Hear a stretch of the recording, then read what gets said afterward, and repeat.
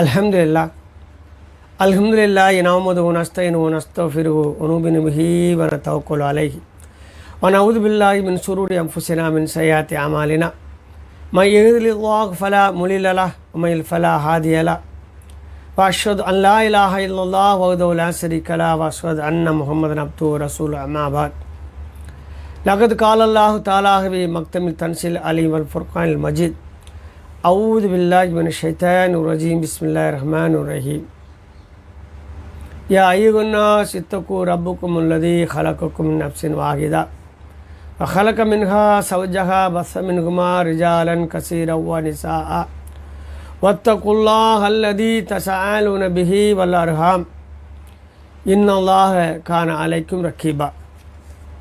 அன்புக்குரியவர்களே, இஸ்லாம் என்பது ஒரு மொழியினருக்காகவோ ஒரு நாட்டினருக்காகவோ ஒரு குலத்தாருக்காகவோ அல்லது ஒரு இனத்தாருக்காகவோ வந்தது அல்ல. இஸ்லாம் என்பது ஒட்டுமொத்த மனித குலத்திற்கும் நேர்வழி காட்டுவதற்காக இறைவனிடமிருந்து தூரமாக இருக்கக்கூடிய அந்த மக்களை நல்வழிப்படுத்தி ஒழுக்கப்படுத்தி அவர்களை சுத்தப்படுத்தி இறைவனிடத்தில் கொண்டு சேர்ப்பதற்கான ஒரு மாபெரும் ஒரு வெற்றி பாதை தான் இஸ்லாம். இஸ்லாம் என்பது ஒரு போட்டி மதம் அல்ல. முதலில் இது மதம் என்பதும் கிடையாது. இது ஒரு வழி பயணம், இது நேர்வழி பயணம். இந்த இஸ்லாத்தினும் இந்த பாதையில் யார் ஒரு மனிதர் சரியான முறையில் இறைவனுடைய கட்டளை இறை தூதருடைய கட்டளையை கற்றறிந்து தேர்ந்தெடுத்து செயலாற்றி அதில் இயன்ற அளவு நன்மைகளை செய்தவாறு பயணிக்கின்றார்களோ அந்த பாதையின் முடிவு இறைவனிடத்தில் கொண்டு சேர்க்கும். அதன் காரணமாக இறைவன் அவர்களுக்கு நற்கூலியாக சொர்க்கத்தை வழங்குகின்றார். இப்பேற்பட்ட ஒரு நேர்வழி காட்டக்கூடிய ஒரு மார்க்கத்தை இந்த பூமியில் இதற்கு முன்னால் யாரும் சொன்னதும் இல்லை, காட்டி தந்ததும் அல்ல. இதற்கு பின்னால் இனி அப்படி ஒன்று நிகழப்போவதும் இல்லை. ஏனென்று சொன்னால் அல்லாஹ் ரப்பல் ஆலமீன் கூறினான், ஹுவல்லதி அர்ஸல ரசூலஹு பில் ஹுதா வ தீனில் ஹக்கி லியுல்ஹிரஹு அலத் தீனி குல்லிஹி வலவ் கரிஹல் முஷ்ரிகூன். அல்லாஹ்வுக்கு இணை வைக்கக்கூடிய இறைவன் இருக்கிறான் என்று கூறி இறைவனுக்கு கட்டுப்படுவோம், இறைவனுடைய படைப்பிடத்தை வணங்குவோம் என்று கூறக்கூடிய பல தெய்வ கொள்கையுடைய மக்கள்கள் வெறுத்த போதிலும் இந்த இஸ்லாம் என்பது அனைத்து மதங்களையும் அனைத்து வேறு வகையான நம்பிக்கைகளையும் வெற்றி கொண்டே தீரும். காரணம் என்னவென்று சொன்னால் இறைவன் இஸ்லாத்தை பொறுத்த வரைக்கும் இரண்டு விஷயத்தை சொல்ல, ஹுவல்லதி அர்ஸல ரசூலஹு பில் ஹுதா, நேர்வழியின் காட்டித்தரக்கூடிய நேர்வழி கிடைத்த ஒரு இறை தூதரை கொண்டு உங்களுக்கு நான் வழிகாட்டுகின்றேன். தீனுல் ஹக்கி, அவர் தரக்கூடிய அந்த மார்க்கம் சத்தியத்தை கொண்டு உள்ளது என்று அல்லாஹ் ரப்பல் ஆலமீன் கூறுகின்றான். எனவே நேர்வழியும் சத்தியமும் இருக்கக்கூடிய இந்த இஸ்லாத்தில் யார் ஒருவர் பயணம் செய்கின்றார்களோ அவர் இறுதியில் போய் நின்று இளைப்பாறக்கூடிய இடம் சொர்க்கமாக இருக்கும். சொர்க்கத்தில் மரணமில்லை, நரகத்திலும் மரணமில்லை. அப்போ சொர்க்கத்தில் மரணமில்லை என்று சொன்னால் மரணமில்லாத ஒரு வாழ்க்கையில் சுகமாக தொடர்ந்து வாழ்ந்து கொண்டே இருப்பது தான் ஒரு பேரின்பம். அதேபோல் மரணமில்லாத இடத்திலே தொடர்ந்து வேதனைப்பட்டு கொண்டே இருந்து அழிவும் இழிவும் நம்மை நெருங்கி கொண்டே இருந்தும் மரணம் நமக்கு சம்பவிக்காது என்று தெரிந்தால் அதுதான் பெரும் நஷ்டம், அதுதான் நரகம். ஏனென்று சொன்னால் இந்த பூமியில் நான் பார்க்குற ஒரு மனுஷனுக்கு அதிகமாக துன்பம் வந்துன்னு சொன்னால், ஒரு வேதனை வந்தால் அவன் இல்லை ஒரு ஆக்சிடெண்ட்டில் மாட்டினா கூட அவனுக்கு என்ன வந்துடும், அதிகமாக ரத்தம் போயிடுச்சுன்னு சொன்னால் இறந்துருதான். அதிகமாக போலீஸ் கஸ்டடியில் அவன் விசாரணைங்க பேரில் அவனுக்கு துன்புறுத்தல் கொடுக்கும் பொழுது அவன் இறந்துருதான். இதெல்லாம் நாம் பார்க்குறோம். ஆப்ரேஷன் ஃபெயில் ஆனால் இறந்துருதான். இப்போ இந்த உலகத்தில் துன்பம் என்பது அதிகபட்சமே கிடையாது. மரணம் வந்து அதை என்ன செஞ்சிடும், தடுத்து விடும். ஆனால் அதிகமான துன்பத்தை ஒரு மனிதன் அனுபவிக்க வேண்டும் என்று சொன்னால் மரணம் இருக்கக்கூடாது, அதுதான் நரகம். அதே போல் தொடர்ந்து இன்பத்தை அனுபவித்து கொண்டே இருக்க வேண்டும் என்று சொன்னால் மரணம் இருக்கக்கூடாது. இந்த உலகத்தில் இருக்கக்கூடியவங்களாம் பாருங்கள், எத்தனையோ பல்லாயிரக்கணக்கான கோடி மக்கள் நம் முன்னால் வாழ்ந்தவர்கள், நமக்கு முன்னோர்கள் சென்று விட்டார்கள். அவர்களெல்லாம் ஒரு பெரிய வாழ்க்கையை வாழலை. ஆனால் அல்லாஹ் ரப்பல் ஆலமீன் சொல்லக்கூடிய உண்மையான வாழ்க்கை மரணத்திற்கு பின்னால் தான் இருக்கிறது, அதுதான் வாழ்க்கை என்று கூறுகின்றான். இஸ்லாத்தை பொறுத்த வரைக்கும் அல்லாஹ் ரப்பல் ஆலமீன் கூறுகின்றான், வாழ்க்கை என்றால் மரணம் இருக்கக்கூடாது. வாழ்க்கை என்றால் மரணம் இருக்கக்கூடாது. மரணம் இருந்தால் அது வாழ்க்கை கிடையாது. எனவே இந்த மரணத்தை நோக்கி ஓடிக்கொண்டிருக்கின்ற நாம் இப்போது இருப்பது வாழ்க்கை அல்ல, இது ஒரு சோதனை ஓட்டம். எப்படி ஒரு வாகனம் மார்க்கெட்டுக்கு வர்றதுக்கு முன்னால் சோதனை ஓட்டம் விடுவாங்க, அதுபோல தான் இப்போ நமக்கு விடப்பட்டிருக்க இந்த வாழ்க்கையினுடைய இந்த வாழ்க்கை சோதனை ஓட்டம். இதில் வெற்றிகரமாக சோதனை ஓட்டம் முடிந்துவிட்டால் நாம் மரணமல்லாத ஒரு வாழ்க்கையில் நிரந்தரமாக வெற்றியோடு அந்த களிப்புடன் கூடிய இன்பமயமான ஒரு வாழ்க்கையை அனுபவிக்க முடியும். பேர்பட்ட ஒரு உயர்ந்த தத்துவத்தை சொல்வது தான் இஸ்லாம். தத்துவம் அப்படின்னாக்கில் சில பேர் என்ன செய்வாங்க, இந்த உலகத்தில் நடைமுறைக்கு சாத்தியமில்லாத எதுவுமே உனக்கு கிடையாது, நீ ஞானி, முற்றும் துறந்தவன். முற்றும் துறந்த உலகத்தில் யாருமே இல்லை. யாரையெல்லாம் முற்றும் துறந்தவர்கள் என்று காட்டப்படுகின்றார்களோ அவர்கள் தான் உலகத்தில் மிகப்பெரிய கிரிமினல்களாக, குற்றவாளிகளாக இருக்கிறாங்க. நாம் பார்க்குறோம். இஸ்லாத்தை பொறுத்த வரைக்கும் முற்றும் துறக்கவெல்லாம் சொல்லவே செய்யாது. எல்லாவற்றையும் அனுபவித்துக்குள் அதற்கு ஒரு வரம்பு இருக்கிறது. இந்த பூமியில் உனக்கு உடல் ரீதியான உனக்கு ஒரு இன்பம் வேணுமா, திருமணம் செய்து கொள், விபச்சாரத்தை நாடாத. பொருளாதார ரீதியான உனக்கு தேட்ட வேண்டுமா, வியாபாரம் செய், வட்டி கொண்டு நீ செய்யாத, அந்த பொருளாதாரத்தை தேடாத. தர்மம் செய், மக்களுக்கு உனக்கு போக எஞ்சியவற்றிலிருந்து எடுத்து மக்களுக்கு தர்மம் செய். அந்த தர்மம் வீணாகாது, திரும்ப உன்னிடத்திலே கொண்டு திருப்பி தரப்படும். தர்மம் நம்ம எதையெல்லாம் கொடுக்கின்றோமோ அது நமது கணக்கிலேயே வர வைக்கப்படும். அப்பேற்பட்ட ஒரு செயலை சொல்கிறது. மது அருந்தாத, மது அருந்தது மிகப்பெரிய பாவமான ஒரு விஷயம். மது அருந்தக்கூடாது, தடை செய்கிறது. இப்படி விபச்சாரம், வட்டி, மது என்று எல்லாவற்றையும் தடை செய்து ஒரு இன்பமான வாழ்க்கைக்கு மனிதனை தயார்படுத்த சொல்லும் பொழுதுதான் இஸ்லாத்தை பார்த்த உடனே சில பேருக்கு என்ன வரும், இஸ்லாம் நல்ல மார்க்கம் தான், போனால் என்ன செய்ய முடியாது, இஷ்டத்துக்கு நம்ம வாழ முடியாது, மனிதனுடைய இஷ்டத்துக்கு வாழ முடியாது. இஸ்லாம் இறைவனுடைய இஷ்டத்திற்கு வாழக்கூடிய ஒரு மார்க்கம், இறைவனுடைய விருப்பத்திற்கு ஏற்ப வாழ்க்கக்கூடிய ஒரு வாழ்க்கை. ஆகையால் இஸ்லாம் என்பது மனதில் தோன்றியதெல்லாம் செய்து முடிக்கக்கூடிய ஒரு வாழ்க்கையே அல்ல. ஆகையால் இஸ்லாம் என்பது என்னவென்று சொன்னால், இறைவன் எதையெல்லாம் நமக்கு கட்டளையிடுகின்றானோ அதையெல்லாம் நாம் இயன்றவரை நிறைவேற்ற வேண்டும். எவற்றையெல்லாம் இறைவன் தடுக்கின்றானோ அவற்றை முழுமையாக நாம் தடுத்து தவிர்த்து கொள்ள வேண்டும். இதற்கு கூலியாக மரணத்திற்கு பின்னால் நமக்கு சுபிட்சமான ஒரு வாழ்க்கை தரப்படுகிறது. இறை நம்பிக்கை அப்படிங்கிறது எழுதிரிமில்ல, சொர்க்கம் நரகம் இருக்குங்க, நம்புது தான். இன்றைக்கி இறை நம்பிக்கை இருக்குதுன்னு சொல்லக்கூடிய உலகத்தில் அதிகமான மக்கள், முஸ்லீம்களையும் ஒரு பெரும்பகுதி மக்கள் இருக்கிறாங்க, முஸ்லீம் அல்லாத மக்கள் இருக்கிறாங்க. என்ன தெரியுமா, சொர்க்கம் நரகம் என்பது வெறும் வார்த்தைகளாக இருக்கிறது. அங்கு நாம் செல்ல வேண்டும், நரகத்திற்கு செல்லாமல் இருந்து அதிலிருந்து தப்பித்துக்கொள்ள சுவரத்தில் நாம் பூந்து விட வேண்டும் என்ற கங்கணம் கட்டி கொண்டு வாழக்கூடிய ஒரு கல்வி அந்த மக்களிடத்தில் இல்லை. இறைவன் என்றதும் வார்த்தையாக போச்சு, சொர்க்கம் என்பது வார்த்தையாக போச்சு, நரகம் என்பது வார்த்தையாக போச்சு. ஆனால் இவை எல்லாமே நம்பிக்கையாக தருகிறது இஸ்லாம். நரகத்தை நம்ப வேண்டும், சொர்க்கத்தை நம்ப வேண்டும், மரணத்திற்கு பின்னால் விசாரிக்கப்படுவோம் என்பதை நம்ப வேண்டும். இவ்வாறு நம்பும் பொழுதுதான் ஒரு மனிதன் இந்த பூமியில் ஒரு தூய்மையான வாழ்க்கை வாழக்கூடியவனாக இருப்பான். ஆகையால் மனிதனுடைய மனதை சீர் செய்து சரி செய்து, நீ கவலைப்படாதே, துக்கப்படாதே, உனக்கு நிரந்தரமான வாழ்க்கை இதுவல்ல, உனக்கு சுகமான ஒரு வாழ்க்கை இருக்கிறது, அங்கு உனக்கு எந்தவித துன்பமும் இருக்காது, எந்தவிதமான அருவருப்பான அசிங்கமும் இருக்காது, உனக்கு நிம்மதியான ஒரு வாழ்க்கையை தரப்போகின்றேன், அதுதான் உனக்காக நான் வைத்திருக்கின்ற சொர்க்கம், நீ அதை நோக்கி வா என்று இறைவன் நம்மை அழைக்கின்றான். அவர் இறைவன் நம்மை அழைப்பது, இறைவன் பக்கம் நாம் செல்வது என்பது சொர்க்கத்தின் பக்கம் செல்வது தான். ஏனென்றால் சொர்க்கத்தில்தான் இறைவனை நாம் பரிபூர்ணமாக கண்டுகொள்ள இயலும். சொர்க்கவாசிகளுக்குத்தான் இறைவன் நாளை காட்சியளிக்கப் போகின்றான். மிக பிரம்மாண்டமான விஸ்வரூபம் எடுத்து அவனுடைய முழுமையான தோற்றத்தை சொர்க்கவாசிகள் தான் பார்ப்பார்கள். அப்பேற்பட்ட பெரும்பாக்கியம் நிகழப்போகிற இடம்தான் சொர்க்கம்.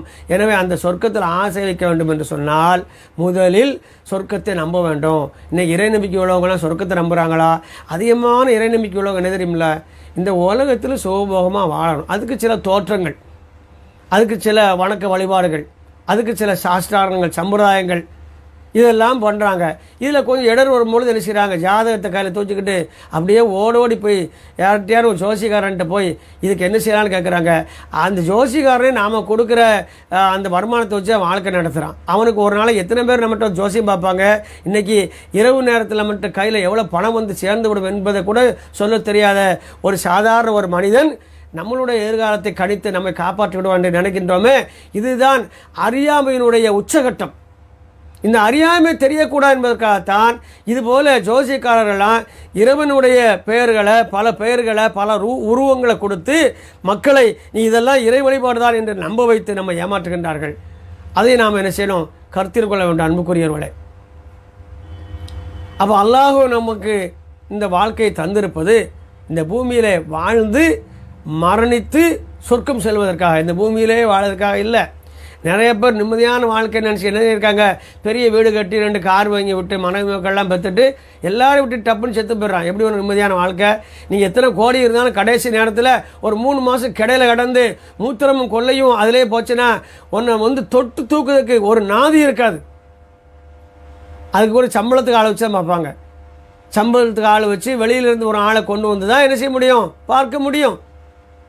அப்போ அப்படி இருக்கிற இந்த ஒரு இழிவான ஒரு வாழ்க்கையை, சந்தோஷமான வாழ்க்கை, செட்டில்டு லைஃபு, நான் வெற்றி பெற்றுட்டேன், நான் அச்சீவ்மெண்ட் பண்ணிட்டேன், நான் எல்லாத்தையும் அடைஞ்சிட்டேன்னு சொன்னால் அதை விட மிக பொய்யான ஒரு வார்த்தை ஏமாற்றுதல் எதுவுமே கிடையாது.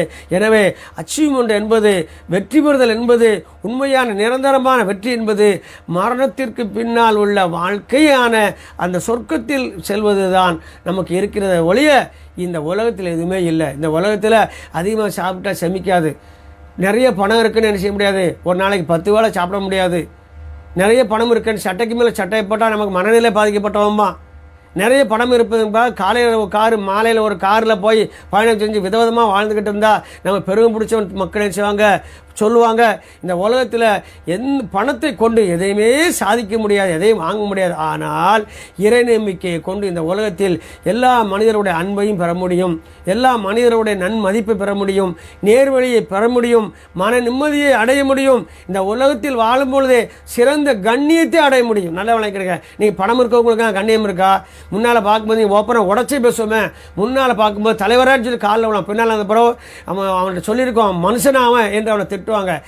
நான் வார்த்தைகளை சொன்னால் இன்னார்தான் சொல்கிறேன்னு தெரிஞ்சிடும். அதனால் வார்த்தை நான் சொல்ல விரும்பலை. முன்னால் நீங்கள் வாங்கன்னு பேசப்படுகின்ற மேடம் என்று சொல்லப்படுகின்றவங்களாம் பின்னால் விபச்சாரிகள் என்று விமர்சனம் பண்ணக்கூடிய அளவுக்கு தான் வாழ்க்கையில் இருக்கிறாங்க. எனவே உங்களிடம் இருக்கும் பணம், உங்களுடைய தோற்றம், உங்களுடைய எது இருக்கிற அந்த பதவி எதுவுமே உங்களுக்கு உண்மையான ஒரு கண்ணியத்தை பெற்றுத்தராது. உண்மையான கண்ணியம் என்ன தெரியுமா? நம்ம இல்லாத நேரத்தில் நம்ம பற்றி மனிதன் என்ன சொல்கின்றானோ அதுதான் உண்மை. நீ ஒன்றுமே இருக்காது, நேர்மையாக வாழ்வார், அவர் நல்லவையா, நல்ல அதிகாரியா, லஞ்சம் வாங்க மாட்டார், மனசாட்சியாக நடப்பார். காவல்துறையில் எவ்வளோ பேர் இருக்கிறாங்க, காவல்துறையில் எவ்வளோ பேரும் இருக்கிறாங்க. அவர்களெல்லாம் இந்த காவல்துறையில் அமிழ்த்தப்பட்டவர்கள், மறைக்கப்பட்டவர்கள், நல்லுள்ளவங்க எவ்வளோ பேர் இருக்கிறாங்க, மனிதாபிமானமிக்க எல்லாமே இருக்கிறாங்க. ஆனால் காவல்துறையில் மேலே மேலே வர வேண்டும் என்பதற்காக சில அழிச்சாட்டியம் செய்யக்கூடிய மனிதர்களும் இருக்கத்தான் செய்தார்கள். ஆகவே இறைவனை அஞ்சிக்கொண்டு இந்த வாழ்க்கையை நாம் அமைத்தால், நாம் இருக்கக்கூடிய இந்த வாழ்க்கையில், நாம் ஏற்றிருக்கக்கூடிய பணியில், நாம் செய்கின்ற காரியங்களில் நேர்மையாக இருப்போம். என்ன காரணம் தெரியுமா? ஒன்றே ஒன்று தான், நான் என்ன செய்தாலும் விசாரிக்கப்படுவேன். இங்கே உள்ள கோர்ட்டு, இங்கே உள்ள கேஸில் என்ன செஞ்சிடலாம், இன்றைக்கி பார்க்குறோம், விரும்பிய மாதிரிலாம் தீர்ப்புலாம் வர்றதுக்கான வேலைகள்லாம் செய்கிறாங்க. எல்லாமே திறமையான வக்கீலுக்கு பணம் கொடுத்தா அவர் எதையுமே என்ன செய்வார், வெள்ளையை கருப்புவார், கருப்பு வெள்ளம்பார், குழப்புவார். அதையெல்லாம் செய்யக்கூடிய உலகம்தான் இது. ஆனால் மறுமை நாள் என்று சொல்லப்படக்கூடிய மரணத்திற்கு பின்னால் வரக்கூடிய விசாரணை நாளையில் நீதிபதி உண்டு, அவன்தான் இறைவன். ஆனால் வக்கீல் கிடையாது, சாட்சியும் கிடையாது. சாட்சியாக இருப்பது நாம். அங்கு வக்கீல் தேவையில்லை, நமக்காக யாரும் வாதாட முடியாது, நமக்காக யாரும் உதவி செய்யப்பட போவதில்லை. என்ன காரணம்னு சொன்னால், ஒவ்வொரு மனிதனும் ஒவ்வொரு தனக்கு நெருக்கமான மனிதனை இந்த உலகத்தில் உள்ளவனை அந்த நேரத்தில் பார்க்கும் பொழுது, அந்த விசாரணை மன்றத்தில் இருக்கும் பொழுது பதறிக்கொண்டு ஓடுவான். யாரும் யாரையும் நலம் விசாரித்து கொள்ள மாட்டார்கள், தெரிந்தவர்கள் போல காட்டிக்கொள்ள மாட்டார்கள். எந்த அளவுக்கு என்று சொன்னால், ஒரு தாய் பாலூற்றி வளர்த்த ஒரு தாய் தன் மகனை கண்டு தன்னை மறைத்துக் கொள்வாள். ஒரு கணவன் தன் மனைவியை கண்டு தன்னை மறைத்துக் கொள்வான். பாசமிக்க ஒரு மனைவி கணவனை பார்த்து மறைத்துக் கொள்வாள். எந்த உறவுகளும் வியாபாரங்களும் பயனளிக்காது. இன்றைக்கி நாம் ஒரு வியாபார ரீதியாக ஒரு பெரிய பார்ட்டி வச்சோம்னா, என்னை கூப்பிடலை ஒன்றை கூப்பிடலை, அதனால் வருத்தம் சடவோ என்னை மறந்துட்டீங்களே, நான் உங்களை எவ்வளோ நினச்சிருந்தேன், நீங்கள் மனசில் இருக்கீங்களே சொல்ல முடியும். ஆனால் உண்மையிலேயே மரணத்திற்கு பின்னால் யாருடைய மனதிலும் யாரும் இருக்க முடியாது. நான் என்னை பற்றி மட்டும்தான் கவலைப்பட முடியும். அப்பேற்பட்ட ஒரு நாள் வரப்போகிறது. அந்த நாள் தான் உண்மையான ஒரு நாளாக இருக்கும். அந்த நாளில் நமக்கு என்ன முடிவு செய்யப்படுகின்றதோ, என்ன தீர்ப்பு கிடைக்கின்றதோ, அந்த வாழ்க்கை தான் நமக்கு நிரந்தரமானது. எந்த அளவுக்குன்னு சொன்னால், அல்லாஹ் ஒரு தூர் சொல்கிறாங்க, சொர்க்கவாசிகள் நரகவாசிகள் எல்லாம் பிரிக்கப்பட்டதுக்கு பின்னால் இடதுபுறம் வலதுபுறம் இரும்பொரு கூட்டமாக நிற்பார்கள். அந்த நேரத்தில் ஒரு வானவர் ஒரு ஆட்டை கொண்டு வருவார். அந்த இடத்துல நிறுத்துவார். அந்த ஆட்டை அங்கு நிற்கக்கூடிய அத்தனை லட்சம் பல்லாயிரக்கணக்கான கோடி மக்களும் முதல் மனிதர் முதல் கடைசி மனிதன் வரை பார்ப்பான். அந்த ஆட்டை எல்லாரும் பார்க்கக்கூடிய அளவில் அந்த காட்சி இருக்கும். அந்த ஆட்டை அறுத்துருவார் அந்த வானவர். அறுத்த உடனே ஆடு இறந்துடும் அந்த இடத்துல. அப்போ சொல்லுவார், இங்கே அறுக்கப்பட்டதே ஆடு, இது ஆடல்ல, உங்களுக்கு பூமியிலே விதிக்கப்பட்டிருந்த மரணம். இன்று மரணம் தழுவும்படி செய்து விட்டபடியால் இனிமேல் உங்களுக்கு யாருக்கும் மரணம் கிடையாது, மரணமே மரணிச்சிருச்சு என்று சொல்லிவிட்டு சொர்க்கவாசிகளின் பக்கம் திரும்பி அந்த வானவர் செல்வார். ஒரு சுப செய்தி, சொர்க்கவாசிகளை அறிந்து கொள்ளுங்கள், இனிமேல் உங்களுக்கு யாருக்கும் மரணம் கிடையாது, நீங்கள் நிரந்தரமாக சொர்க்கத்தில் சுகபோ வாழ்க்கையில் இருக்க போகின்றீங்க என்று சொன்ன உடனே அந்த சொர்க்கவாசிகள் எல்லாம் அல்லாஹ் அக்பர் என்று கூறி அல்லாஹ்வை அதிகமாக திக்ர் செய்து அல்லாஹ்வை போட்டு புகழ்ந்து சந்தோஷம் அடைவாங்க. என்ன காரணம்? வெற்றியும் கிடச்சிருச்சு, சுகமும் கிடச்சிருச்சு, வாழ்க்கையும் கிடச்சிருச்சு, மரணம் நம்ம வீட்டு தூர போய்விட்டது என்ற மிகப்பெரிய ஒரு சந்தோஷம் இருக்கும். இதுதான் உண்மையிலேயே உண்மையான வெற்றி. உண்மையான வெற்றி இதுதான். அதே போல் அந்த வானவர் இடது பக்கம் திரும்பி கூறுவார், நரகவாசிகளே அறிந்து கொள்ளுங்கள், இனி உங்களுக்கு யாருக்கும் மரணம் என்பது இல்லை என்று கூறுவார். இதை கேட்டவுடன் நரகவாசிகள் எல்லாம் கூறுவார், இதைவிட எங்களுக்கு மரணம் இருந்தால் நன்றாக இருக்குமே, ஐயோ எங்களுக்கு மரணம் இல்லாமல் போய்விட்டதே, அந்த மரணம் எங்களுக்கு வந்திருக்க வேண்டாமா என்று கைச்சேதப்படுவார்கள். இந்த பூமியில் ஆபரேஷன் தியேட்டருக்கு பின்னால் வெளியில் இருந்துக்கிட்டு பல லட்சங்களை கட்ட தயாராகி இருப்பாங்க. அவர் எப்படியா காப்பாற்றிடணும், அவர் மரணிச்சிடக்கூடாது என்பதில் உறுதியாக இருக்கக்கூடிய இந்த மக்கள் நரகவாசிகளாக ஆகும் பட்சத்தில் அவங்க சொல்லுவது, எங்களுக்கு தேவை மரணம்தான் என்று கேட்கக்கூடிய அளவுக்கு அந்த இடம் இருக்கும் என்று சொன்னால் எவ்வளவு கடுமையான இடமாக இருக்கும். அந்த நேரத்தில் அவர்கள் முன்னால் நரகம் இழுத்து கொண்டு வரப்படும். அல்லாஹ் ஒரு தூர் சொல்றாங்க, முஸ்னத் அகமதில் இருக்கக்கூடிய செய்தி.